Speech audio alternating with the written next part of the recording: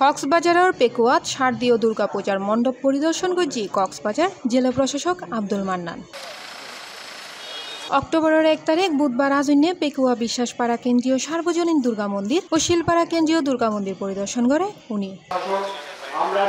এই সময় উপস্থিত আছেন অতিরিক্ত জেলা প্রশাসক সাইদুজ্জামান চৌধুরী, পেকুয়া উপজেলা নির্বাহী কর্মকর্তা মোহাম্মদ মইনুল হোসেন চৌধুরী, সহকারী কমিশনার নূর পেয়ারা বেগম, পেকুয়া থানা ভারপ্রাপ্ত কর্মকর্তা সিরাজুল মোস্তফা, পেকুয়া প্রেস ক্লাব সভাপতি সফওয়ানুল করিম, পেকুয়া পূজা উদযাপন পরিষদের সভাপতি সুমন বিশ্বাস, স্থানীয় জনপ্রতিনিধি সহ আরো বোধকেও।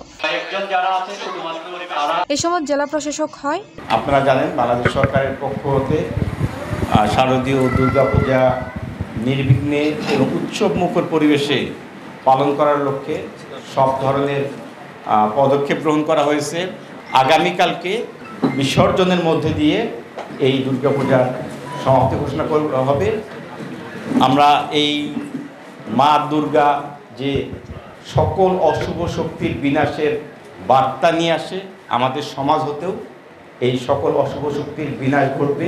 হৈরাহির পেকুয়াত নৌ মণ্ডপত পূজা অনুষ্ঠিত হয়, তার মধ্যে সৌদ প্রতিমা পূজা ও তিনত ঘট পূজা অনুষ্ঠিত হয়। পুজোত সার্বিক আইন শৃঙ্খলা সমুন্নত রাখতে নিরাপত্তা ব্যবস্থা গ্রহণ করছে প্রশাসন।